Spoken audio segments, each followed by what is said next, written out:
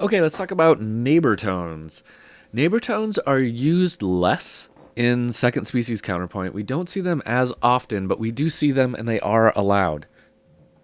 Now, what they are is a case where a note starts on a consonant, goes up to a dissonant, and then comes back down to the same note in the new chord. So it goes from a consonant to a dissonant to a consonant, but it has to be the same note. Let's look at an example. So I have here a new counterpoint for us. This time we've got the cantus firmus on the top and the counterpoint on the bottom. That's totally okay. Sometimes we just switch it up. So let's go right here. Actually, these two bars is what we're looking at here. So I want to try to explain this G a little bit. So we can't really call it a passing tone because we have here we would have a consonant, here's a dissonant, and here's another consonant. So that in and of itself is okay for a passing tone, but what's not is we approach by step, and then we would need to go up to an A, right? Because we need to step in and step out in the same direction.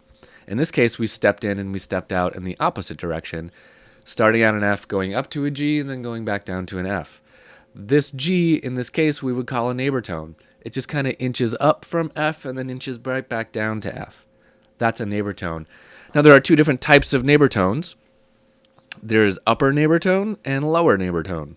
This case is going to be an upper neighbor tone, right? Because it goes up. That's the only thing. So we go from a consonant to a dissonant to a consonant. The dissonance still has to be on the second half of the beat, the unaccented part of the beat. So we would call this, let's put some labels on some stuff here. We would call this a preparation. And then here we would call this an upper neighbor, UN. And here we would call it a resolution. Okay? So preparation, upper neighbor, resolution. Now check this out. We're going to make this a little more complicated. Because we have another one, like right away. In this particular case, this R, this resolution, is also a preparation. So this one works a little bit different. We have an F to a C, that's a consonant. Then we have an E to a C, that's a sixth, that's also a consonant. So in this case, it's a consonant, and it resolves to a consonant. So all three are consonants, but that is also allowed in a neighbor tone. You can do neighbor tones from consonants to consonants and still call them neighbor tones.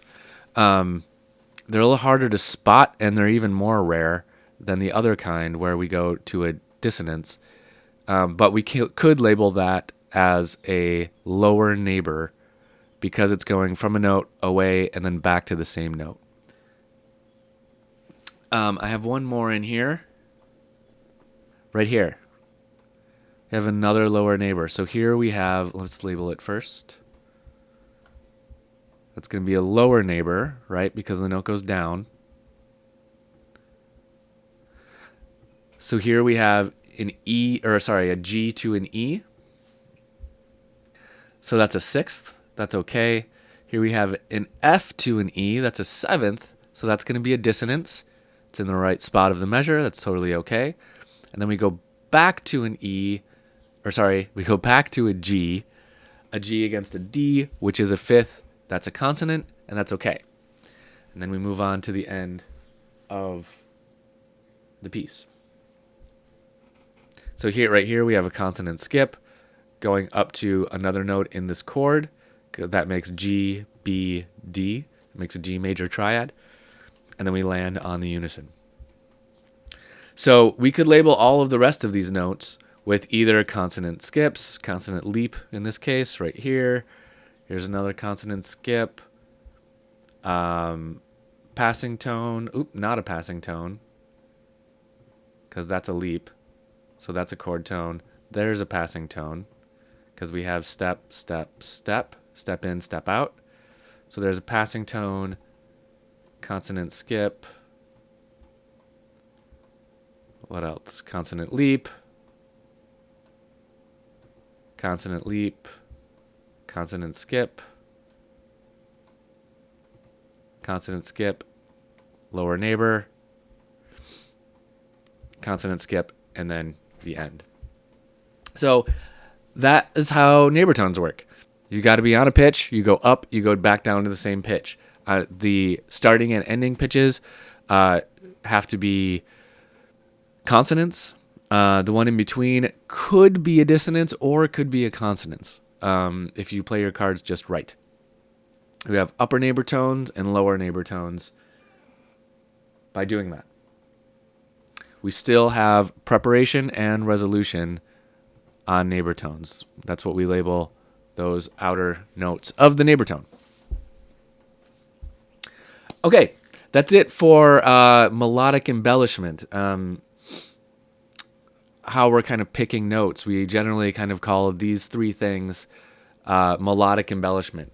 And those three things are passing tones, consonant skips and leaps, and neighbor tones, collectively known as melodic embellishments.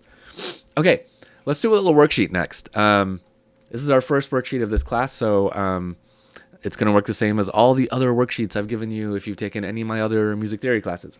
That means you can download this worksheet, do it. It'll have some activities for you to do on there just to kind of reinforce this stuff, and I'll have the answers at the end of the worksheet, so you can check your answers against mine. And it'll be really good practice. So please do those. They're really helpful. I've heard from a lot of students that really enjoy those in these classes. So please check that out. And then we'll move on to writing some of our own counterpoints from scratch in Second Species. Off we go.